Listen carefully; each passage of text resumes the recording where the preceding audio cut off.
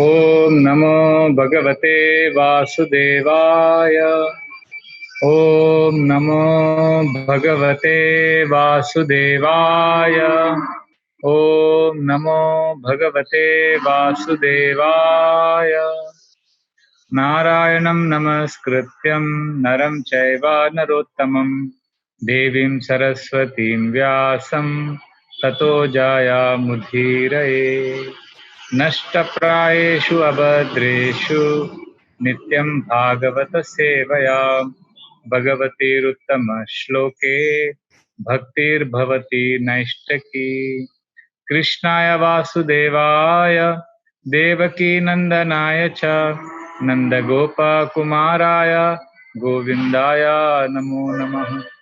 नमो पङ्कजनाभाय नमो पङ्कजमालिने नमो पङ्कजनेत्राय नमस्ते पङ्कजाङ्ग्रे। ॐ अज्ञानतिमिरन्धस्य ज्ञानाञ्जनशलाकया चक्षुरुन्मिलितं येन तस्मै श्रीगुरुवे नमः।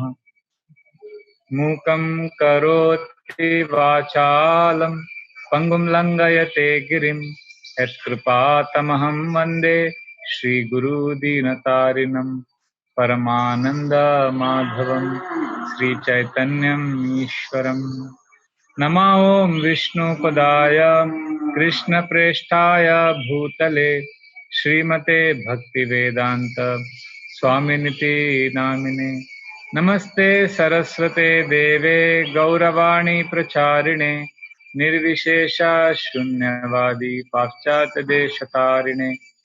वाञ्छाकल्पतरुभ्यश्च कृपा सिन्धुभ्य एव च पतितानां पावनेभ्यो वैष्णवेभ्यो नमो नमः।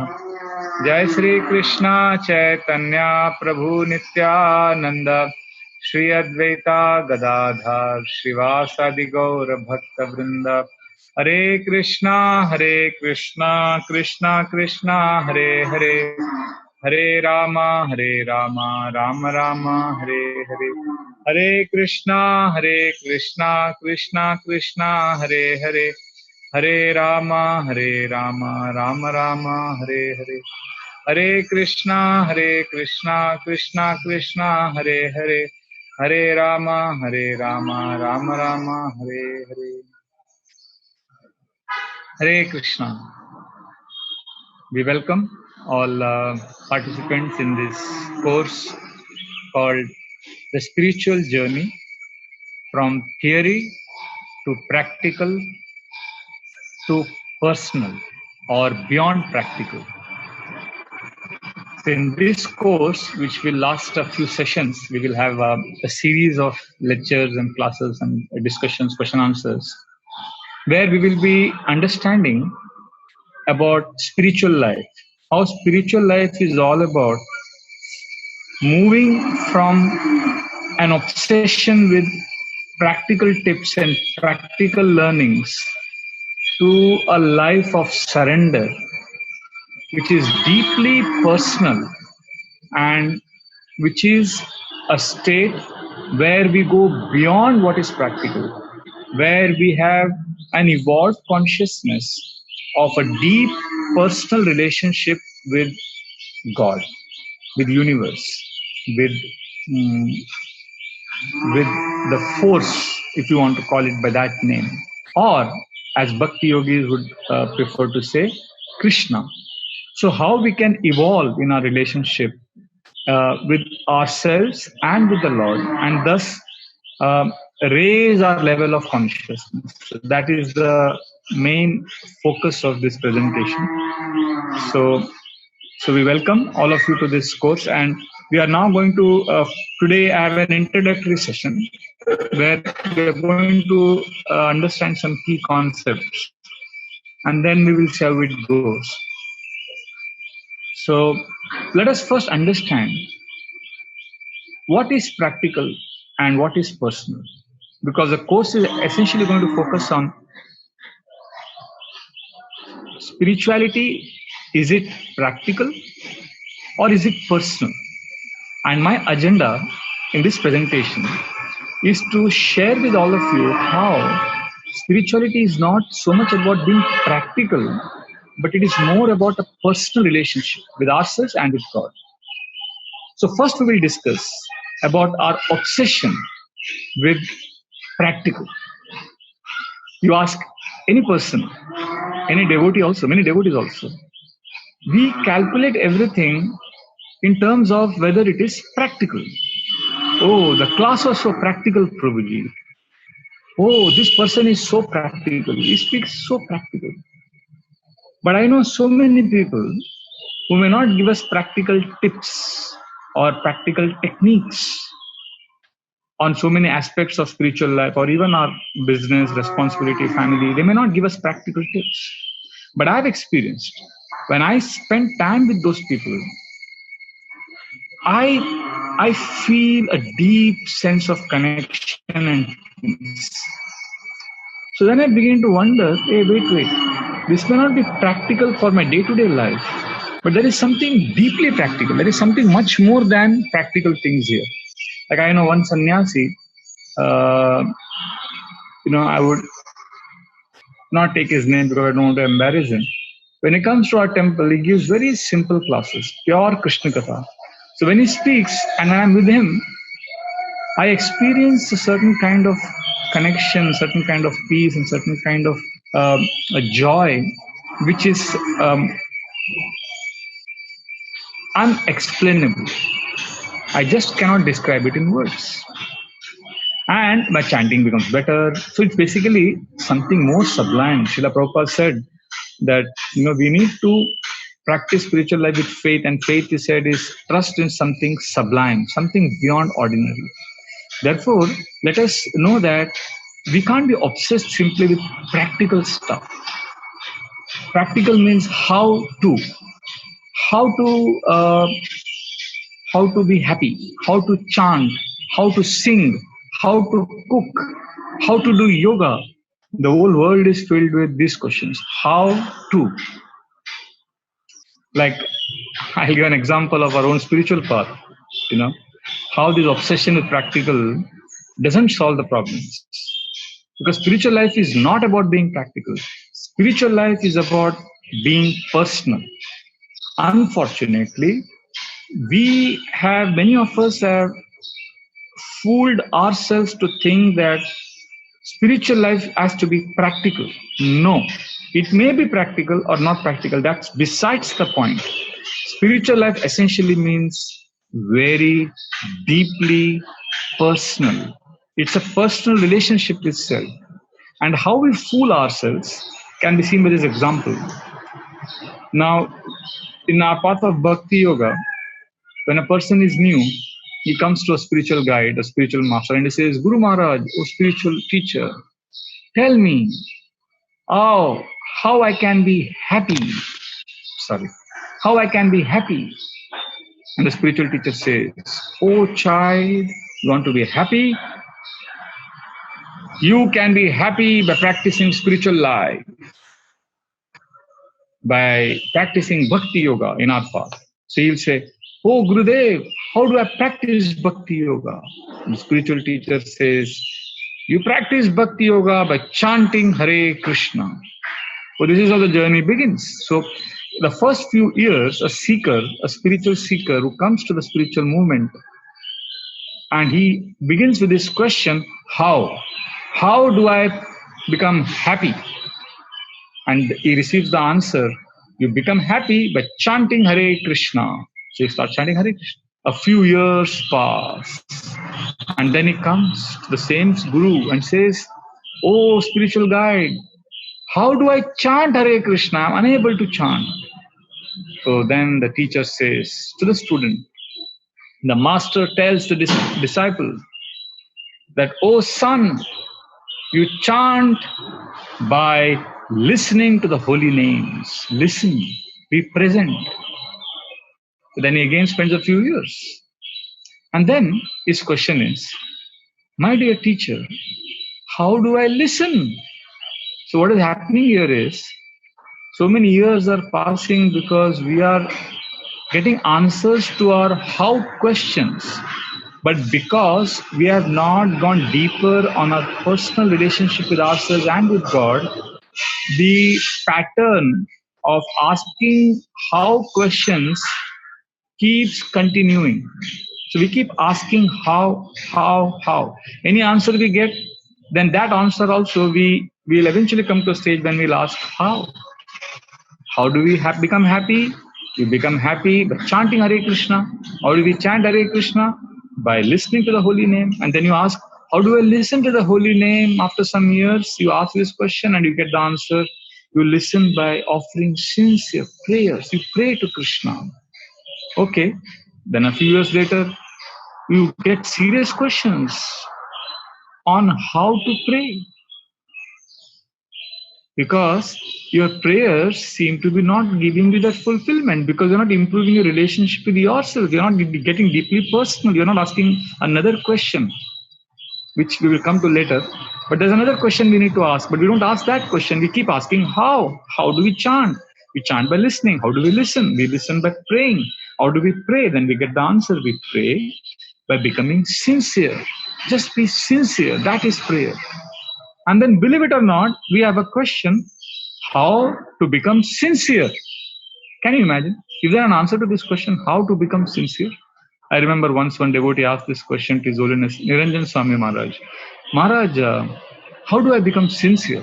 So Maharaj said, this is a typical how to do question. He said, in ISKCON we are trapped in the how to questions. For everything we say how. So how do we become sincere? So Maharaj said the answer to how to become sincere is, you become sincere by becoming sincere. It is very personal. There is nothing practical here. You are sincere, you have to become sincere. You can't say how to, I want practical, Prabhuji. Give me a practical tip on how to become sincere. So spiritual guide feeling compassion on you will give you an answer on how to become sincere. He'll say you become sincere. Okay, you take shelter of devotees. That's how you become sincere. Fine. You do that for a few years, then you come back and ask again, how? How do I take shelter of devotees? And you get the answer. You take shelter of devotees by serving them. Wow, great. I will serve devotees. After service of many years, you ask, how do I serve devotees? Oh, you serve devotees by pleasing them. Then you go and spend some years pleasing them. And then you realize it's so difficult to please them, just like it was so difficult to chant, it was so difficult to listen to the holy name, it was difficult to pray, it was difficult to be sincere, it was difficult for everything. Finally, you ask the question, how do I please devotees? How do I make them happy? For the spiritual master feeling compassion on you says, oh, you are unable to make them happy. Okay, you just be happy, Baba. You just be peaceful. You be happy. Then you say, oh, thank you so much. What a relief to get this answer. But then, because you're trapped in how to, again you come back and, believe it or not, you ask this question to the same spiritual master. Oh, master, what is the question now? What is the answer you had got earlier? How do you make devotees happy? You finally heard the answer. You become happy. Just do what you like to do. Just be happy. And you do what you like to do. You try to be happy and you're not happy. So you come and ask, how do I become happy? And what is the answer you think the master will tell you? The master will tell you the same answer which he gave you many years ago. Remember what is the answer he gave you? How do you become happy? By chanting Hare Krishna. So you come a full circle in 15, 20, 25 years. How do I become happy? Oh, by chanting Hare Krishna. You chant Hare Krishna by listening to the holy name. You listen to the holy name. By praying to Krishna, you pray. By crying for Krishna, you cry for Krishna. By becoming sincere, you sense the shelter of devotees. You serve devotees. You please devotees. You please yourself. You be happy. And how do I become happy? By chanting Hare Krishna. So this loop, this vicious cycle we are trapped in. How to do something. How to get answers. How to become happy. How to chant. But somehow we don't evolve. We don't actually come closer to the Lord because we are not taking it to the next level. And that is the level of why. Why do you want to become happy? Why? Oh, I want to become happy because I'm not an animal. Oh, I never thought about it. How to chant Hare Krishna? Wait, you ask the question, why? Why do I want to chant Hare Krishna? Why do I want to serve devotees? Why? This is a tough question, but this is a liberating platform. This is a platform where we experience liberation, where we experience freedom, where we experience a deep, fulfilling connection. So, if you go to the if you go on the internet on YouTube, you will find millions and millions of videos on how to, isn't it? How to have sex, how to sing, how to sleep, how to eat, how to defend yourself. Eating, sleeping, sex life, and defending. And you will find answers to these questions, and you will find these questions being asked. How to sleep, eat, enjoy, and defend. And you'll find answers to this. Like I'll give an example. Later after this session, you could search on YouTube. You can go on YouTube and type how to cook. So you will get millions and lakhs of videos on how to cook mutton, how to cook biryani, how to cook paneer tikka, how. You try this, you do this experiment, and you will find millions of videos practically on how to cook. Right? Now, I have an interesting proposal for you. Instead of typing, first you type how to cook and see the results you get. Then you type another question and see the results you get. And this time the question, you remove that word how to cook. You type there why to cook and see the results you get. You'll be amazed. You will get maybe 1 or 2 videos on why cooking at home is better or things like that. But nobody will answer you the question why to cook. Maybe 1 or 2 TED Talks on balancing something. But all the results will speak on how. Although you have typed why to cook. Even YouTube knows that why is your problem. It's your personal relationship with yourself. It's your conviction, your faith, your vision, your ideas, and things like that. YouTube is more interested in how to. And that's how the whole world is. They'll tell you how to do things. But why? Well, that's your journey. And spiritual life is all about this journey, the why journey. And unfortunately, I did this experiment. That's why I'm telling you this. I typed how to cook on YouTube and I got so many results. Then I said, wait, let me type why to cook. And I got hardly any results. So we are obsessed with how to cook rather than why to cook. Because why is a tough question to answer. I'm sorry. So, but the more important question to ask is why. So, and we focus on how to improve relationships, how to be healthy, how to earn money. But we don't ask why do we want to improve relationships? Why do I want to be healthy? Why do I want to earn money? The why is the foundation. Because why improves our relationship with ourselves. It helps us grow. It helps us evolve.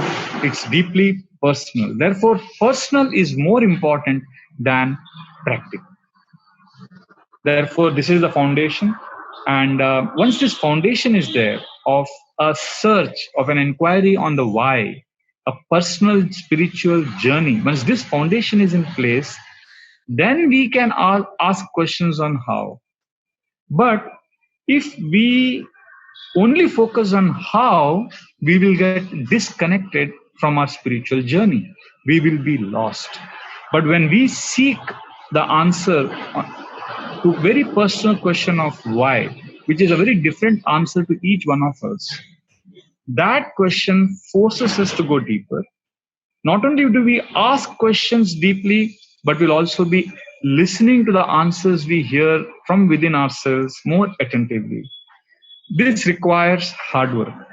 This helps us in our spiritual journey. But unfortunately, when we ask only how to practice spiritual life, how to chant Hare Krishna, only when we are focused with how, then we avoid the real issues. We then live in the world of illusion and we are disconnected. So this is the introduction I wanted to give about the mood of this course, the mood of this seminar, where we will be essentially focusing on understanding spiritual life as a deeply personal process, a personal journey, and not simply a path of practical tips or practical techniques to make our lives better in this world. Spiritual life is all about balancing our life in this world, but essentially transcending this world into a realm of existence which is beyond matter, which is all about spirit or anti-matter. That's why it's called spiritual. If spiritual talks and spiritual sessions are all about living in this world, then why is it called spiritual? It's not spirit, it's matter. But spirit essentially means anti or different from matter. Therefore, let us understand that spirituality is all about personal journey, a personal spiritual journey, which is beyond being practical. This was the introduction, and I want to thank you for listening to this introduction. And now we will go to the next question, next point, which is an analogy. I want to give an example to make us understand how or why this topic is very important.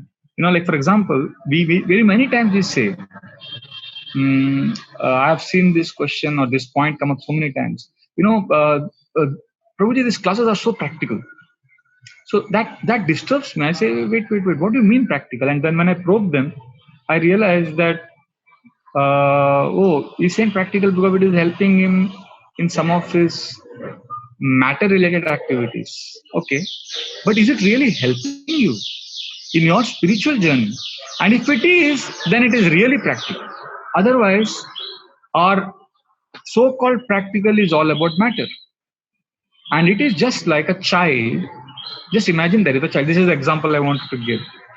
A child is sitting in a room where his parents and some other, let's say this child is parents are top scientists, and there are a group of scientists sitting in a room, and they're having intense discussions on discovering a solution for the Chinese lab virus, the CL virus, I call it. Of course, people call it by different names. Some people call it as the coronavirus, some people call it the COVID-19, but I prefer to call it as the CL virus, the Chinese laboratory virus. That's a debate. That's another topic in itself. But let's say the Chinese virus, how to get a vaccination for this. So that's the discussion going on. And there's an intense discussion going on. And they're trying to solve this problem. And the child is sitting in the room and he's thinking all these discussions are so impractical. It's not at all practical. Why? Because this child loves chocolates. If they were talking about chocolates, he would have said, oh, this is a very practical gathering. They discuss a lot of practical stuff. But imagine if these elders discuss on any topic which the child cannot relate to, the child will immediately dismiss this as irrelevant and impractical. So the barometer of what is practical is a chocolate for a child. Similarly, if I live a life centered on eating, sleeping, sex life, and defending, if that is my obsession, then when I hear a spiritual talk, when I come to a spiritual gathering, my barometer is, my yardstick of measuring the worth of a spiritual path is, how will it make my eating, sleeping, sex life, and defending better? How can I improve my enjoyment? Right? So that is my chocolate. So just like a child is obsessed with the chocolate, I may be obsessed with something else. And therefore, if when we say, wait, let us not discuss on eating, sleeping, sex life, and defending. We're going to discuss about human life versus animal life. We're going to discuss about uh, love of God. Immediately, the childlike person who's obsessed with chocolate-like sense gratification related to this body, he starts measuring God, he starts analyzing God in terms of how God can make me happy in this world, how God can make me improve my relationship with my family, how God can help me get a better job. And all his prayers, all his discussions are related or surrounded This is there. This is the obsession. Therefore, when we analyze spiritual, it is based on our life in this world. And therefore, we don't like provocative questions like, why do you want to practice spiritual life? Sooner or later, we will be confronted with this question, why? And when we are asked why, often, whenever, like I have asked somebody, why do you chant Hare Krishna? If I give a class on how to improve chanting Hare Krishna, people will listen. But if I say, why do you want to chant Hare Krishna? When you ask a provocative question, then there are few takers because it troubles us, it agitates us, it makes us restless. It compels us to find answers within. We prefer to be spoon fed. I'm a spoiled child. You just feed me, give me practical tips on my spiritual journey. But, sir, no, you are an overgrown child. In spiritual life, we can't avoid or absolve ourselves the responsibility of searching. It's my journey home, it's your journey home to God. We prefer a preacher to give us tips. We prefer a preacher or a teacher to entertain us, to give us practical guidance. Of course, I want to clarify, very important clarification. We are not against practical things because Bhagavad Gita is all about balancing practical life in this world and also seeking something higher. So we cannot ignore that. So it's our responsibility to help people live better in this world.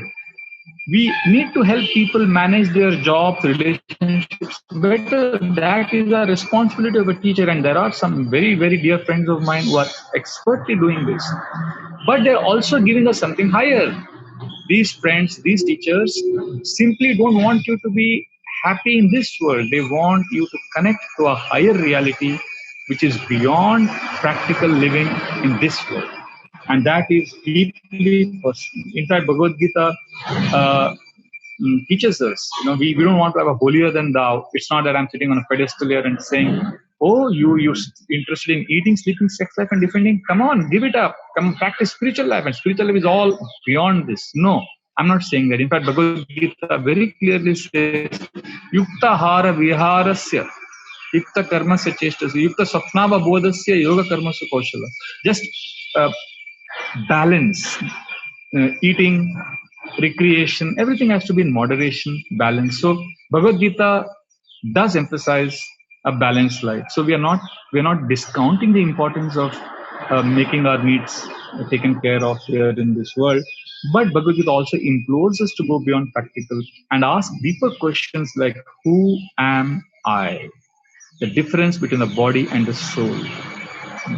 Like in the 14th chapter, there is a practical discussion on the three modes, how the three modes influences. When you read that, you feel, wow, this is so practical.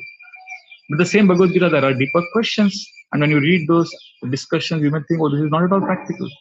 Like 18th chapter, religion in three modes is described. When I read that, I remember feeling, oh, this is so practical. And the 6th chapter speaking about how to meditate, how to focus on the breath, inhaling, exhaling. This is all very practical dhyana yoga. And how to recognize demoniac nature, divine nature. You'll find that in the 16th chapter. So there is a lot of practical stuff in the Gita. But Bhagavad Gita, if you see, there's a very practical message. Arjuna, fight the war. Krishna is on a very practical mission, fight. But there is also deeper discussions in the 13th chapter on nature, enjoyer, and consciousness. Arjuna asks questions on what is nature, what is enjoyer. So these answers are deep. When you read them, you need to pause, digest it, assimilate it, and connect to that, and then go ahead.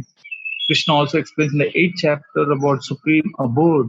The 7th chapter is a beautiful discussions on understanding Krishna at the levels of Brahman, Paramatma, and Bhagavan. So this is very personal, and each person will understand this in his own unique way.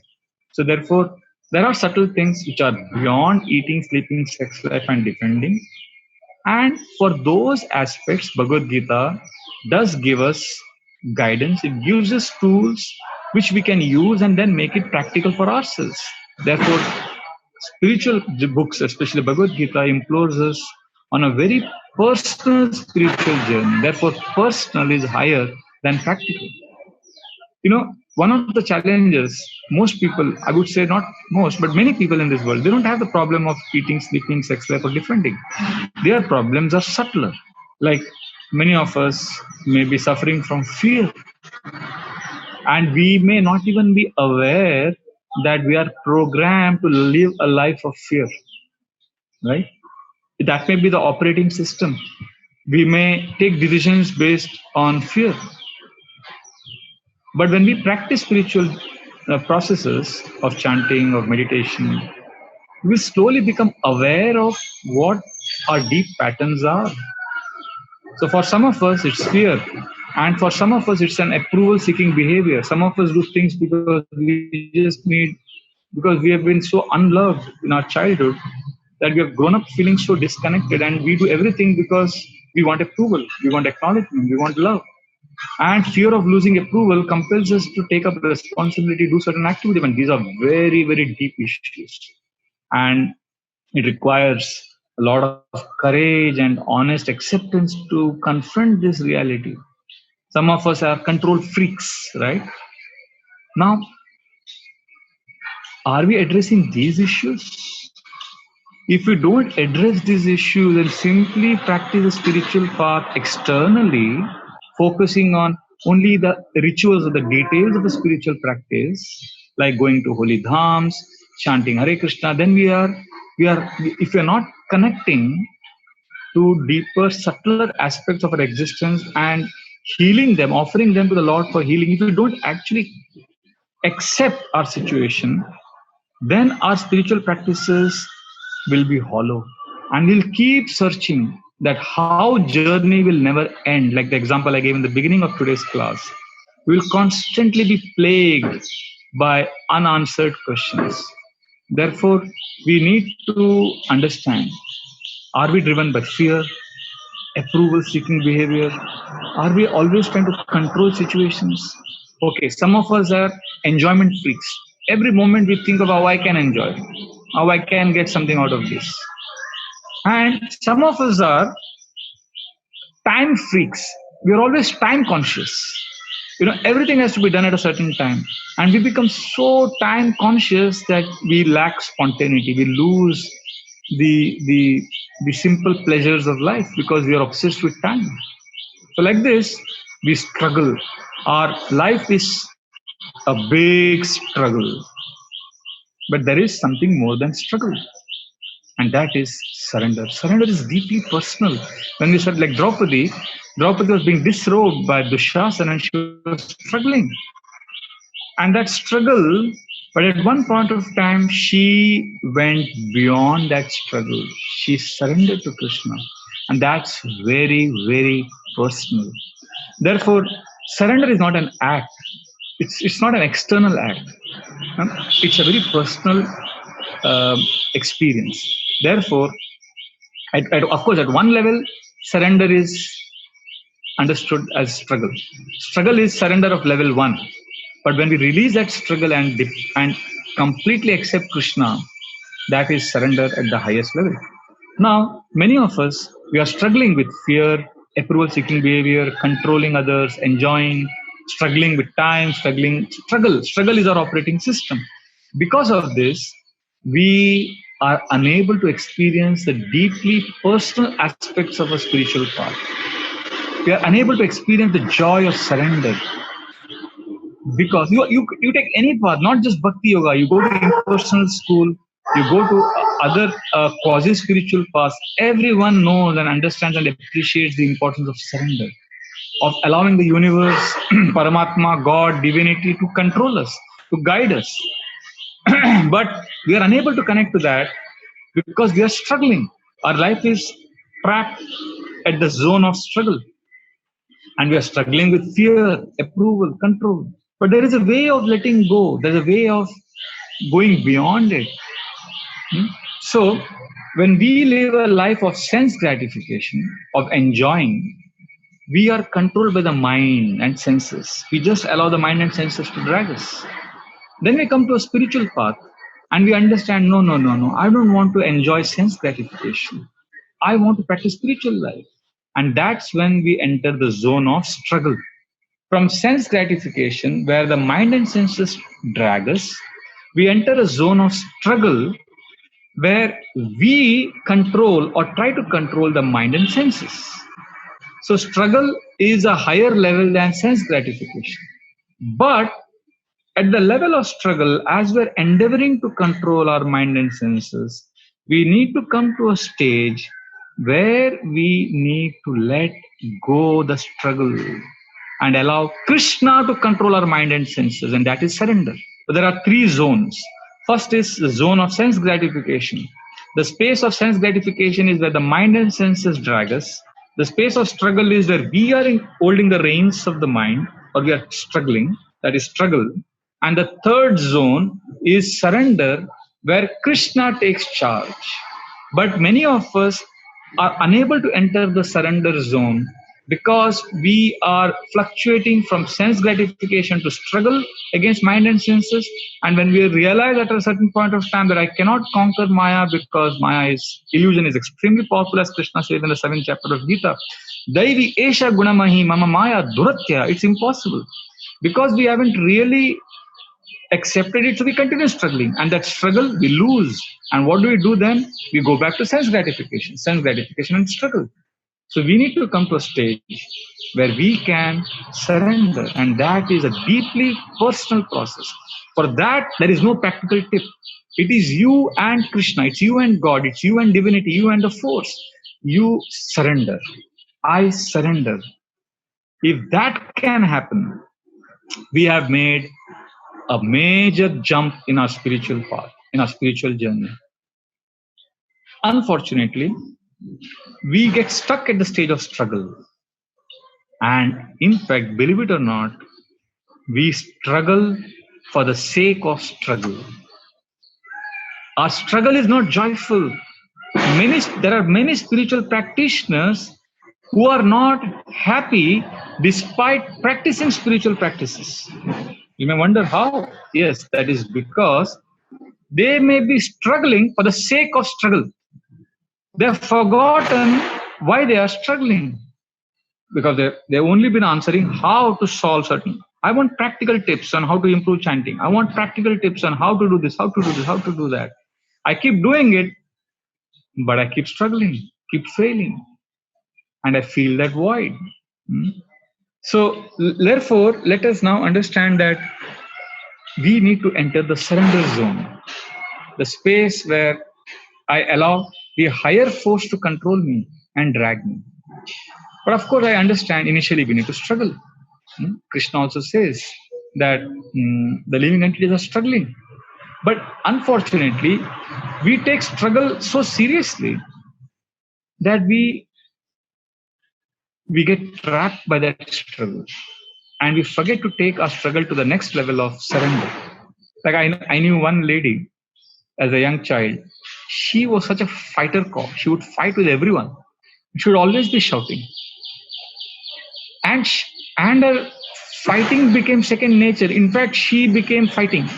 That her identity had merged with a quarrelsome nature. So she would often, I agree, sometimes you have to quarrel, sometimes you have to fight, you have to be assertive, I agree. But she became so quarrelsome for the sake of quarreling. When there was no reason. Even if you told her, Auntie, you are so nice, why do you say that? She would just shout at you for no reason. So there are people who, like, sometimes there are men who become violent because of whatever reasons, or terrorists.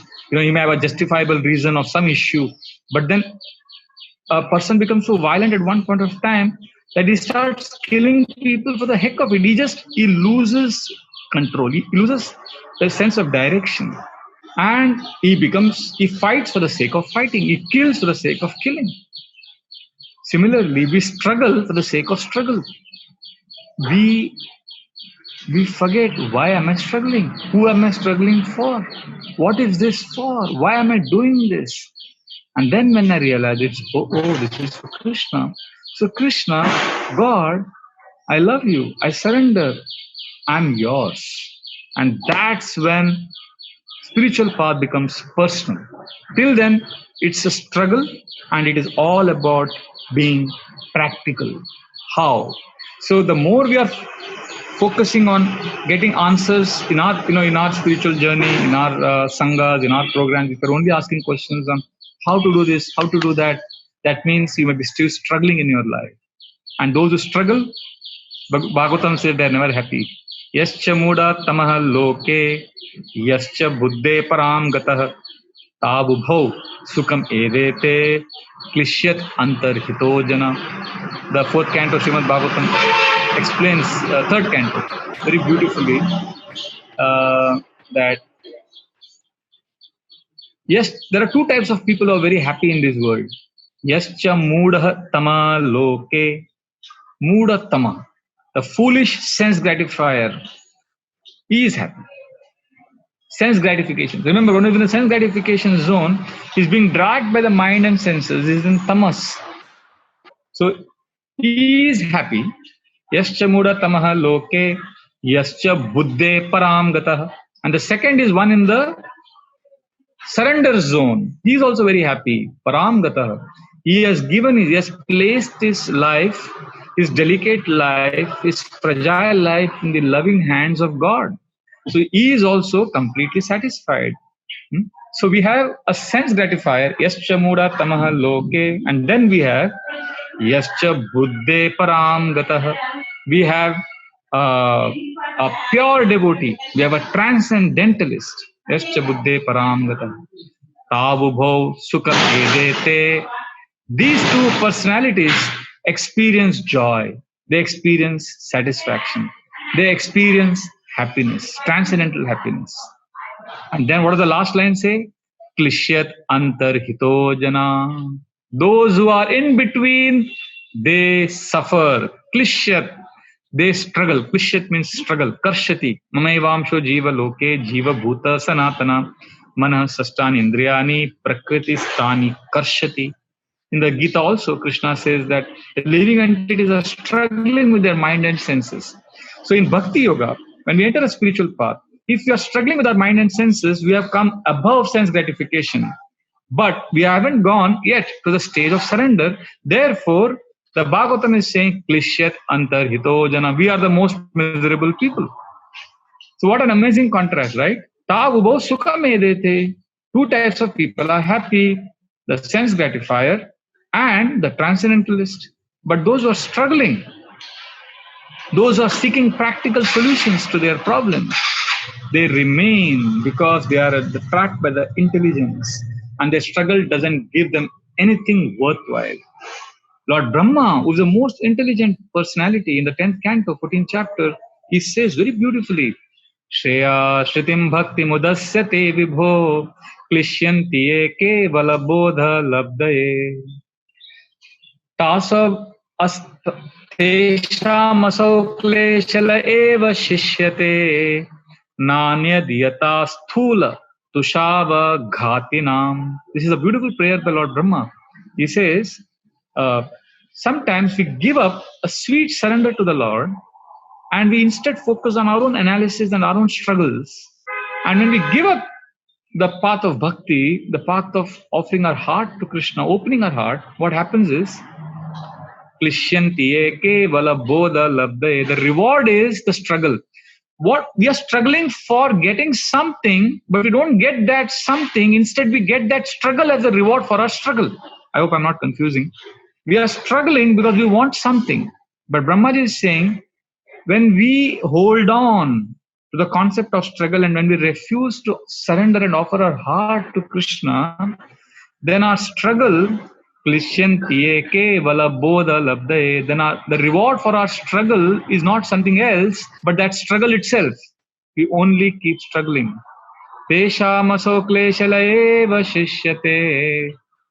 And what is their situation? Nanya Dyata Sthula Tushava Ghatinam. They are like, it's like, the villages, they have rice paddy. They once you take the grains out and then you smash the paddy, that thing, and you get nothing out of it, right? It's like beating an empty husk. You remove the grains and then you beat it. What do you get? Nothing. Similarly, when you remove the sweet principle of personal surrender, and then you are beating it with all practical skills and tips, and you're struggling, there is nothing, there is no sweetness, there is no mellow, there is no rasa, there is no happiness. It's simply suffering and struggling. Therefore, we need to take our spiritual practices to the next level. So we are living with fear. Therefore, welcome. In our next session, we're going to discuss deeply on these topics about how to transcend fear by trusting ourselves, by understanding our identity as beyond the body. Bhagavad Gita, second chapter, Krishna implores, I am not the body. That also means I am not this mind. I am not the contaminated consciousness. Srila Prabhupada often called mind, intelligence, and ego combination as mind. So when I say mind, we refer to contaminated consciousness. Consciousness is mind plus intelligence plus ego. All this is combinedly called as consciousness. And right now, our consciousness is contaminated. So when we say mind, we refer to contaminated consciousness. So our mind right now is living in fear. And this is a reality. Ahara, Nidra, Bhaya, Maituna, material world, the operating principle is Bhaya, fear, defending. We are always defending ourselves. We're always trying to defend ourselves. We are living with insecurities. Without understanding this and accepting it and healing it, our external rituals of bhakti will, or external rituals of a spiritual path will not give us the experience. It will be, as what Brahmaji said, beating an empty husk. Therefore, let us understand this point. Discover our own identity. Let us not live in fear. And that is what we need to understand first, that I am not my body, I am not my mind. I and my mind are different. Just like in the forest, when the deer hears a loud noise or the screaming of a lion, the deer runs away out of fear. It goes into some hiding. It lives somewhere alone to save itself. Now, we are not different from the deer. When we see some disturbing situation, now it's socially not acceptable to go and run somewhere. But what we do is internally, in our mind, we run, we withdraw, we close our heart. But spiritual experience is all about opening our heart. Opening our heart means receiving grace and also accepting ourselves the way we are, coming to peace with ourselves. But we don't want to accept. We don't want to open our hearts. We close it. Just like the deer is afraid of a lion and lives in fear alone in a forest. I live in fear. I have an understanding about spirituality. I have certain rigid ideas. I want to hold on to them. I don't want anybody to disturb me. And that's how I get choked up. My spiritual practices are lacking mellow rasa, sweetness. So this is extremely unhealthy. So therefore, one of the most important first steps of the Gita is discovering our identity as not this body. I am the soul. I am beyond this mind also. So that's the way you conquer fear. And then there is approval-seeking behavior. We always want others' approval. But when we are connected to the Lord with true spirituality, then we feel safe in our relationship with the Lord. We feel at home. We feel a sense of belongingness to the universe. We feel loved by the Lord. And that state of self-love and love of God is healthy spirituality. Many of us are control freaks, always trying to control. Therefore, Bhagavad Gita, 3rd chapter, 5th chapter, speaks a lot about detachment, how to work with detachment. You have a right to perform your duty. Krishna tells Arjuna, Karmanya Vadikaraste, but you have no right to the fruits of your activity. So detachment is an important teaching of the Gita because control is what prevents us from experiencing spiritual happiness. Because we are control freaks, we struggle. But spirituality is about personal surrender.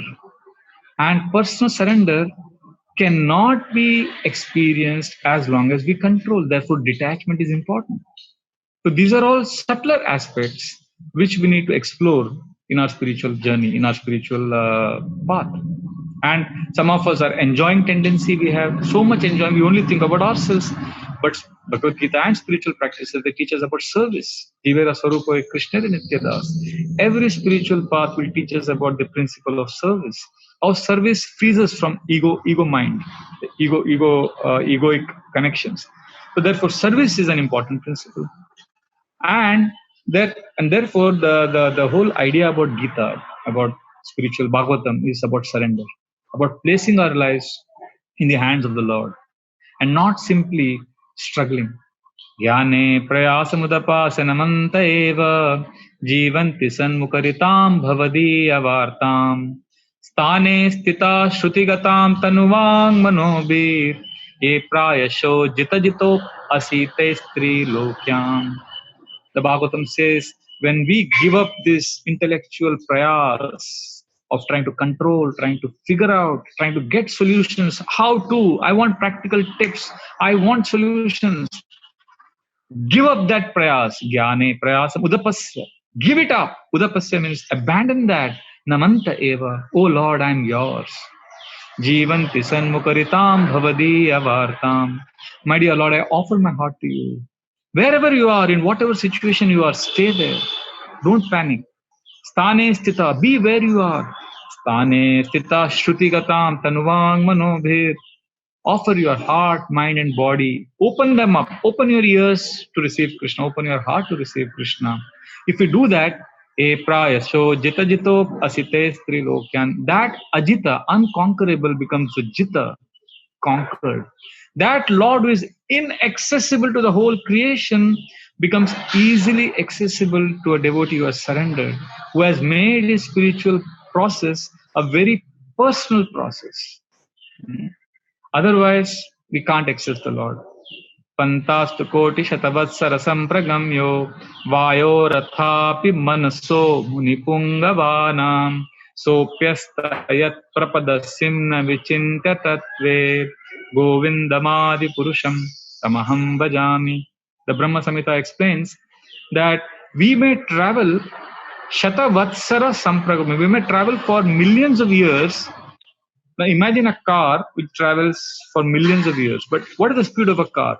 The car would go at a speed of 100, 200 kilometers per hour. But imagine you're on a vehicle that goes at the speed of, for millions of years it's going non-stop.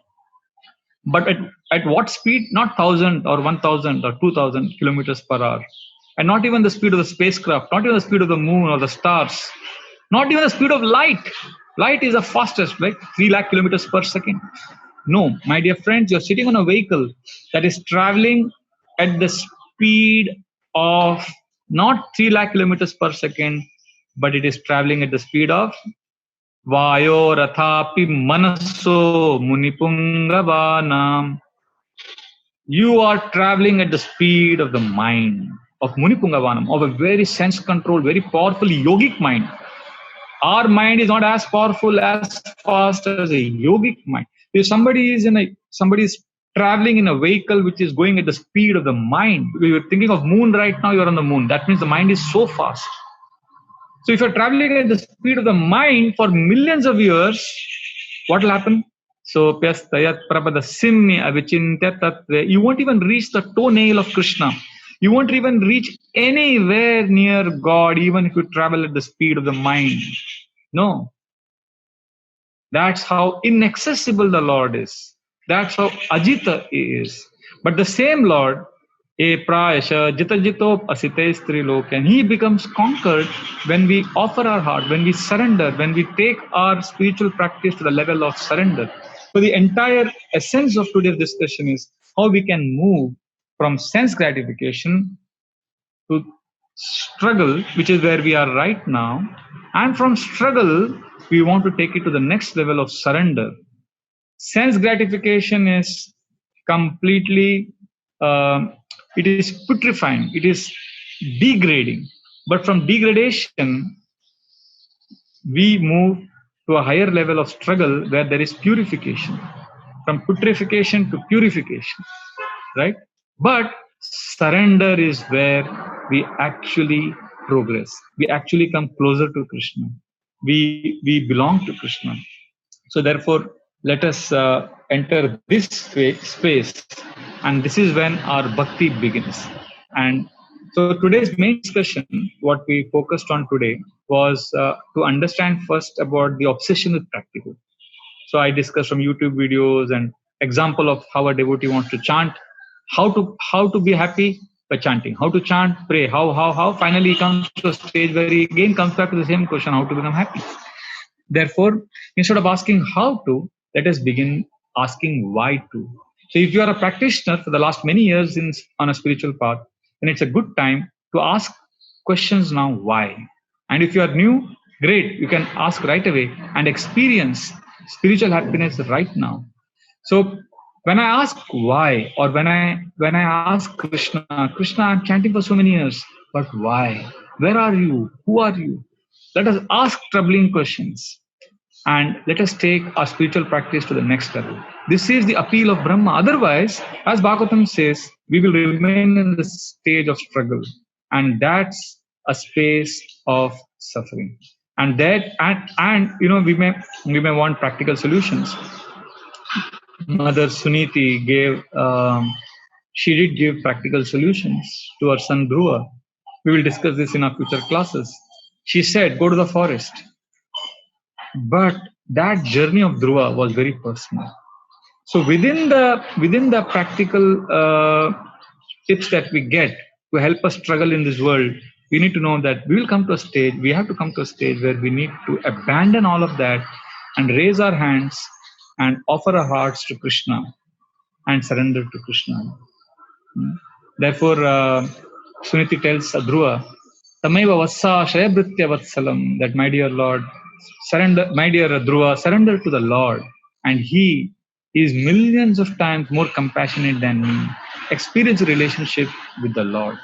So therefore, to conclude today's session, I would like to say that then in our next session we are going to explore this topic about the three levels of self that we have and the three realities that exist, and how we can discover our relationship with the Lord and make it very personal, and thereby take our spiritual path from simply theory to something more than practical. And that is our next session. I sincerely thank you for kindly hearing today's session. Hare Krishna.